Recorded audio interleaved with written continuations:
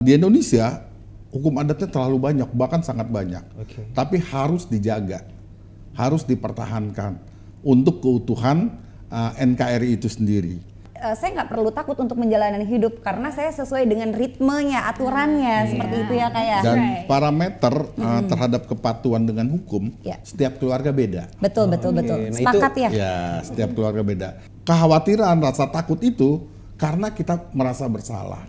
Ya, itu poinnya. Nah, sekarang timbul pertanyaannya bukan begitu. Pak, dari mana kita mulai untuk jadi taat dengan hukum? Tentu jawabannya sangat sederhana. Dari lingkungan keluarga. Dari diri sendiri.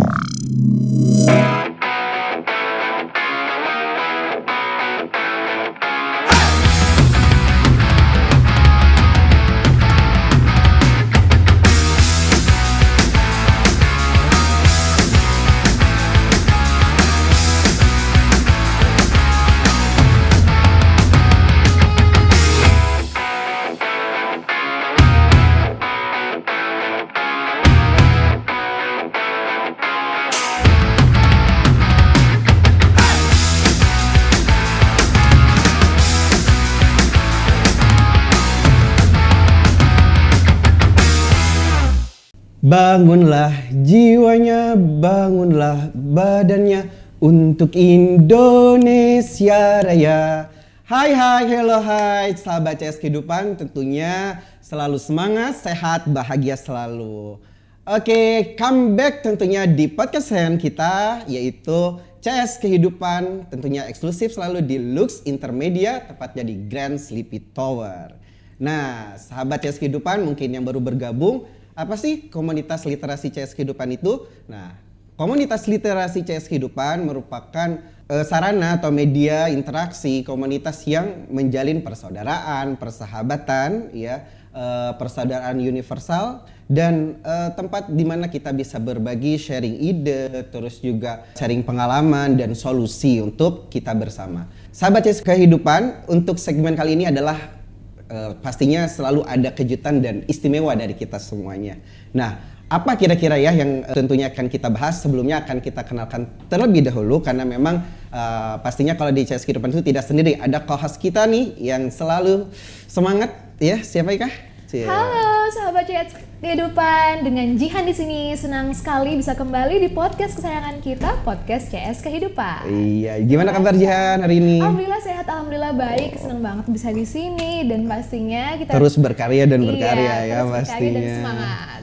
Sahabat CS Kehidupan, kita untuk segmen istimewa kali ini kita akan membahas tentang literasi pendidikan, yaitu berupa literasi hukum. Di sini juga Jihan ditemani juga oleh co-host spesial juga nih. Kita co-hostnya nih spesial untuk hari ini ada dua. Karena ini jauh-jauh ya. Ini ada siapakah nih? Cing. Iya, hai CS Kehidupan. Assalamualaikum. Ini ada Kak Hani ya. Kak Hani ini seorang bidan yang jauh-jauh ya dari Serang.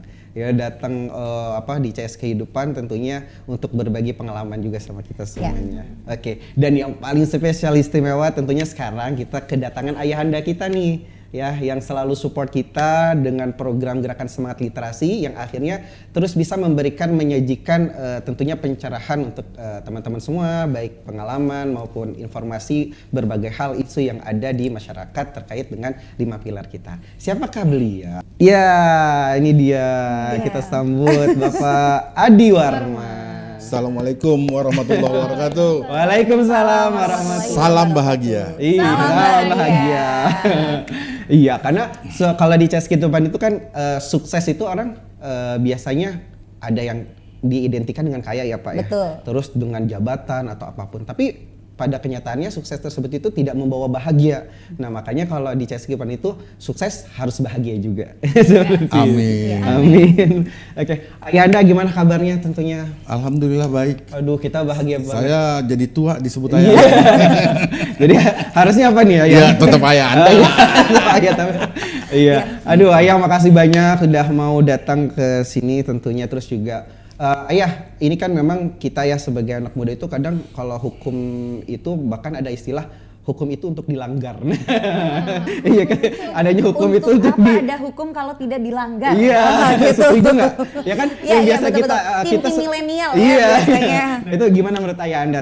Hukum itu seperti apa sih sebenarnya? Jadi sebenarnya begini ya, yang namanya hukum ini itu kumpulan peraturan-peraturan yang di dalamnya ada norma. Oke. Norma-norma di situ dan di situ ada sanksi Ya. bagi yang melakukan pelanggaran. Kalau tadi dibilang hukum diciptakan untuk dilanggar, konsekuensinya sanksi. Ya, punishment-nya Ya, lah ya. konsekuensi sanksi yang menyebabkan orang takut berhadapan dengan penegak hukum. Betul. Biasanya kalau kita tidak melanggar hukum, kita berani. Ya. Nyaman datang ke kantor polisi, nyaman datang ke kantor kejaksaan, nyaman ke pengadilan, nyaman. Tapi kalau kita melanggar, Ya. walaupun penegak hukum itu tidak tahu, kita was-was. Contoh, naik motor, Ya. kita nggak bawa SIM, ya kan? Bahkan nggak helm. Was-was kita. Iya, Oh, jangan-jangan di depan Ada polisi. razia. Iya. Padahal kan polisi cuma diri-diri di situ. Wah, gue mau di-stop gitu kan. Nah, ini Kekhawatiran. salah satu contoh Ya. bahwa kekhawatiran, rasa takut itu karena kita merasa bersalah. Ya, itu poinnya. Nah, sekarang timbul pertanyaannya bukan begitu. Pak, dari mana kita mulai untuk jadi taat dengan hukum? Ya. Oke. Ya, tentu jawabannya sangat sederhana. Dari lingkungan keluarga. Dari diri sendiri. Nah, saya ambil contoh, kalau di keluarganya itu tidak patuh dengan hukum, termasuk di sini adalah hukum agama, ya anak-anaknya, anggota keluarga itu pasti tidak nyaman, Iya, betul. pasti tidak paham, dan pasti semaunya. Ya, karena di keluarga itu kita diajak untuk belajar memahami tentang hak dan tanggung jawab. Kewajiban. Ya. Ya, hak dan tanggung jawab. Jadi anak tidak sekedar menuntut haknya kepada orang tua, ya, tapi dia juga punya tanggung jawab. Betul. Ya, itu dilatih. Nah, kalau tiap keluarga sudah taat dengan hukum, ya itu insya Allah satu desa, satu RT akan taat, satu kecamatan akan taat, satu kabupaten, bahkan satu Negara. provinsi dan negara. Ya. Kuncinya di rumah tangga. Jangan berharap kita generasi muda akan taat hukum apabila bapak ibunya tidak taat hukum. Oke. Ya, apabila lingkungan keluarganya, Tidak lingkungan mendukung. sekolahnya tidak taat hukum. Oke. Ayah, kan kalau berarti kan memang hukum itu sebenarnya tidak perlu ditakutkan ya, selama memang dia hukum yang berlaku itu tidak dilanggar. Iya, betul. Nah, seperti yang kita ketahui kan bahwa hukum itu memang selain ada nilai dan norma itu ya, itu kan kalau nilai dan norma itu lebih kepada hukum adat ya atau hukum agama. Terus juga kalau hukum kebetulan kan kita di negara Indonesia juga negara hukum ya. Nah itu seperti apa sih agar kita awareness gitu ya taat terhadap hukum tersebut seperti apa ya Anda? Dan memahami perbedaan kan kayak di Indonesia itu kita ada yang di Aceh beda, yang di Papua beda, walaupun kita di NKRI. Seperti apa sih Anda? Oke, ini bicara tentang hukum adat ya. Betul. Ya. Hukum adat itu kearifan lokal Baik. yang harus dipertahankan sebagai ciri daripada lokal atau kebudayaan di satu tempat. Di Indonesia hukum adatnya terlalu banyak, bahkan sangat banyak. Oke. Tapi harus dijaga, harus dipertahankan untuk keutuhan NKRI itu sendiri. Dan tidak kalah pentingnya, setiap hukum adat itu oleh pemerintah ditarik, dimasukkan di dalam undang-undang, dimasukkan di dalam perda. Itu sengaja. Contoh sederhana di Bali, ada pecalang. Pecalang itu ngutipin uang keamanan, ya kan, di tempat kos atau di tempat-tempat hiburan. Itu tentu dianggap orang nanti pemerasan, melanggar pasal 368. Oke.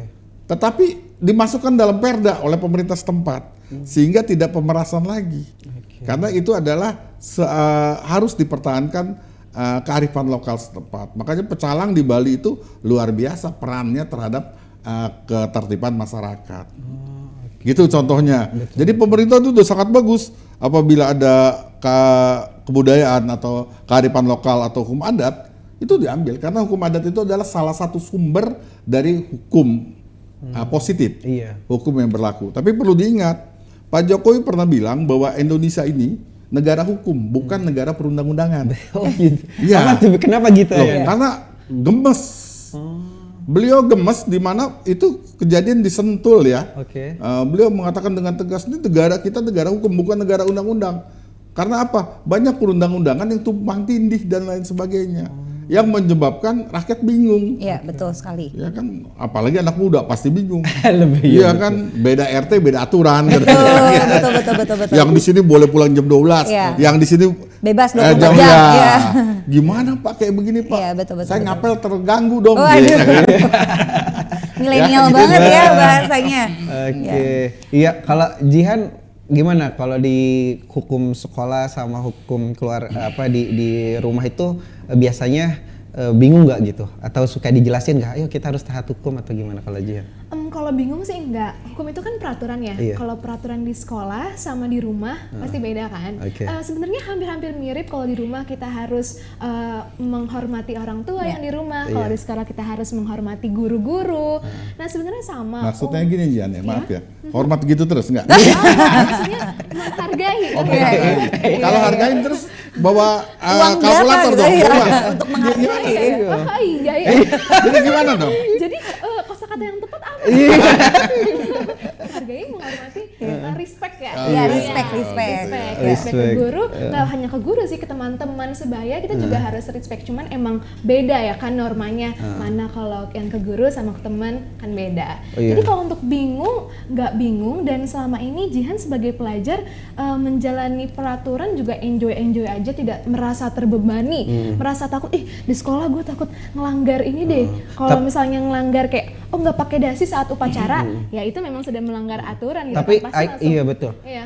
Ayahanda kan biasanya kita itu mulai terbentuk kenapa sadar hukum nggak sadar hukum itu kadang kita tuh suka compare juga sama keluarga kita ya. Iya. Jadi kayaknya seolah-olah apa yang tertanam di keluarga kita misalnya, oh kalau teman aku nih bebas sama orang tuanya, kalau yang ini nggak bebas. Nah akhirnya dia terbiasa misalnya untuk taat hukum dan tidak taat hukum itu dilihat dari wah kita mah ini bisa kita langgar, misalnya nggak usah pakai helm dan lain. Itu gimana Ayahanda Seperti kalau yang ada tadi saya ngomong ya, berpulang pada keluarga, berpulang pada diri sendiri, dan keluarga itu yang membentuk anak ini jadi hitam, putih, merah, abu-abu. Ya.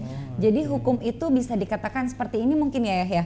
Kalau seandainya kita makhluk yang tahu aturan, ya udah kita tidak perlu takut dengan hukum. Mungkin seperti itu ya. Betul. Gitu kali ya, bukan Kak, ya? bukan sekedar tahu aturan, tapi taat dengan aturan. Taat, betul, taat dengan aturan. Mungkin yang tadi Jihan jelaskan pun itu salah satu aplikasi atau aplikat untuk Dian bahwa saya nggak perlu takut untuk menjalani hidup karena saya sesuai dengan ritmenya, aturannya, seperti itu ya kayak. Dan parameter terhadap kepatuhan dengan hukum, Ya. setiap keluarga beda. Betul. Nah, Sepakat ya. Ya, setiap keluarga beda. Itu terbentuk dari masa lalu si kepala keluarganya, Oke. bapak dan ibunya. Iya. Masa lalu dia akan membentuk karakter Betul. ya di dalam keluarga itu untuk taat atau tidak butuh sama hukum. Contoh, misalkan bapak ibunya yang memang mohon maaf, Ya. dia seorang pemabuk, Ya. ya kan, dia suka tempat dugem, Ya. dia suka cekek botol, Betul. ya, dan lain sebagainya. Pulang pagi, anaknya juga akan melihat itu, Ya, aplikasi. iya kan. Ya. Nah, bapaknya melakukan pelanggaran hukum, jadi di mata mereka hukum bukan sesuatu yang harus dipatuhi. Iya. Bapak ibu gua aja nggak apa-apa. Gitu Ya. kan. Nah ini jadi terkembali kepada keluarganya, kepada kedua orang tuanya. Ya timbul pertanyaan, Pak, saya sebagai anak muda atau anak remaja atau anak kecil, saya kan nggak bisa milih Ya. lahir dari rahim siapa, ya Bu Bidan ya. Betul Iya sekali. Iya kan? Kalau bisa milih tentu saya akan minta lahir Yang dari punya privilege iya, ya. dari lahir betul, rahim betul. ibu negara, Iya, betul. atau ibu menteri. Iya, iya kan? kasihan dong nantinya. Kayak semua nggak lucu. Iya. Iya. Ya, tapi kayak itu belum menjamin dia bahagia. Bahagia, betul. Iya. Dengan opening yang tadi, bahagia itu is number wahid. Oh iya, Ya. tadi kan Ayah bilang kalau bapak ibunya pemabok pasti kan anaknya mengikuti Betul. orang tuanya. Nah, Karakteristik. tapi ya kalau gini gimana? Misalnya ayah ibunya itu pemabok, suka dugem, tapi dia menasehati anaknya agar tidak seperti mereka orang tuanya.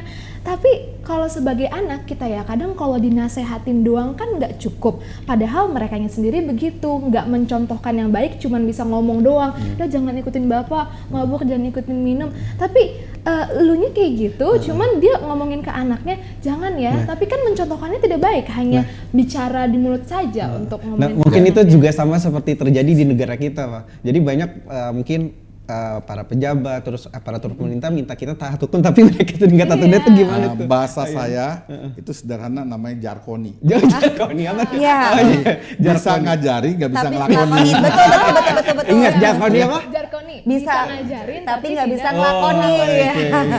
Tidak memberikan contoh. Betul. Tetapi perlu diketahui, tidak pasti bapak ibunya pemabuk, anaknya itu jadi pemabuk. Itu Iya. tidak pasti. Ada ya, itu kehendak biasanya udah garis tangan ya. Seni hidup. Ya.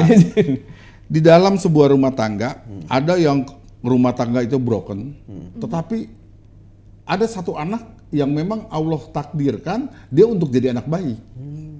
Itu ada, tapi bahasa saya mungkin tidak ada teori, tapi itu udah kehendak Allah.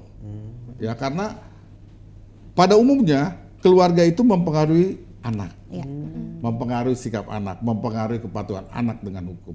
Coba kita lakukan survei sekali-sekali di tahanan wanita dan anak Tangerang. Ya. Nah, kalau kita survei di sana, itu rata-rata orang tua daripada anak tadi itu orang tua yang keluarga baik. yang Betul. tidak bahagia. Ya, tidak bahagia. Ya, tidak bahagia, kurang beruntung. Maka saya selalu angkat hormat, ya. Tadi tidak hormat-hormat begini, ya saya selalu menghargai, juga tidak bawa kalkulator, ya kan? Respect. Iya kan? Kepada orang-orang yang rumah tangganya hancur, tetapi suami istrinya, anaknya tetap kokoh. Itu luar biasa, dan itu harus di dukung, Apresiasi. ya, Support apresiasi. terus ya, Betul. betul. Karena nggak gampang. Betul. Ngomong gampang, tapi pada saat ngejalanin setengah mati. Ya, Betul. makanya Setengah untuk mati itu. mental health itu perlu, bahkan bisa dikatakan support system terbaik adalah keluarga. Tempat berpulang terbaik Harta adalah yang paling berharga adalah keluarga. Nah, betul kan ya? Iya, karena kan Itu Iya. film itu ya, Cemara ya. Betul. Keluarga karena kan Cemara. kita satu keluarga di Serambi Adi Warman. Salam Iya. respect ayah. Oh iya, dan ayah ini adalah figur salah satu pelopor di Banten. Saya bangga punya ayah. Oke. Iya. Ayahanda mungkin kan teman-teman milenial ya, khususnya Ya. teman-teman CS kehidupan ini juga kalau dia belum searching juga nggak tahu ya mungkin sosok Ayahanda. Ayahanda ini kan juga selalu konsisten di bidang hukum untuk memberantas ketidakadilan. Nah itu bolehlah Ayahanda memberikan sedikit story life-nya gitu kan untuk kenapa sih bisa Ayahanda bisa sampai pada saat ini gitu, dan bagaimana itu bisa dijadikan jadinya nanti bisa jadi motivasi buat kita semua, inspirasi. Oke, harus satu ya, Ya. kata kuncinya, berbuat, dan berbuat. Jadi orang yang paling baik adalah orang yang bermanfaat buat orang banyak, Ya. orang yang bermanfaat buat orang lain. Jadi jangan berpikir kita akan begini, nggak ada. Buat saya jalan seperti air. Ya. Memang saya kebetulan, semua serba kebetulan. Kalau kebetulan berkali-kali memang udah izin Allah ya, ya kan? Nah ini dilakukan dengan tulus, dengan tidak tendensius kepada materi. Ya. Kita berbuat, dan berbuat. Nanti orang yang akan lihat. Gitu. Luar biasa. Oke, luar biasa. Tepuk tangan dulu Ayahanda. Waduh. Salam respect ayah, masya Allah banget. Oh iya ya. Nggak nanya motonya, tadi katanya mau nanya moto. Ini baru mau ditanya loh ya. Oke ya, tadi kan udah di spoiler ya. Nah sekarang langsung aja deh, moto hidup ayah tuh apa sih? Ikhlas, Ya. iman, ilmu. Oh, Luar 3I, biasa. ikhlas, iman, ilmu. Tiga iya. Karena 3I. orang yang beriman dan berilmu ditinggikan derajatnya oleh Allah. Iya. Ya, untuk melakukan sesuatunya dengan ikhlas. Iya. Kata kunci itu yang menyebabkan hidup bahagia. Betul sekali. Insya Ikhlas ya teman-teman ya. Jadi memang dalam hal ini luar biasa sekali ya. Tentunya karena memang waktu kita terbatas dan ini adalah sebuah tentunya kebahagiaan buat kita semua. Ayahanda bisa hadir dan memberikan kita banyak pencerahan ya tentang khususnya lebih awareness lagi dengan hukum, terus juga lebih bersahabat lagi dengan hukum, karena pada dasarnya hukum itu untuk menata kehidupan kita satu sama lain, hak dan kewajiban, terus juga bisa lebih saling menghargai satu sama lain tentunya. Oke sahabat CS Kehidupan, pastinya sebelumnya kita mengucapkan makasih banyak untuk Ayahanda. Terima kasih kembali. Mudah-mudahan ini masih bukan banyak ya yang mau ini digali. nanti bukan yang terakhir ya Ayahanda ya. Insya Allah, insya Allah, insya Allah. Kita akan selalu ingin dapat motivasi, terus juga Ayahanda jangan sungkan-sungkan untuk menegur kita juga pastinya, karena kan kita nih Insya Allah.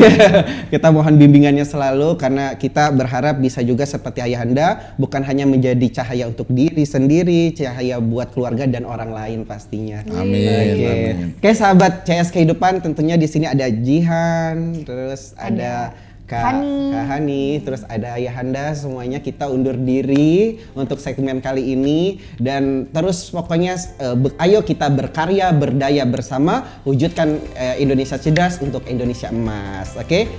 Indonesia emas, cerdas, berkarakter, sejahtera. Sampai jumpa, terima kasih. Wassalamualaikum warahmatullahi wabarakatuh. Waalaikumsalam warahmatullahi Makasih, wabarakatuh. Ayah. Terima kasih kembali.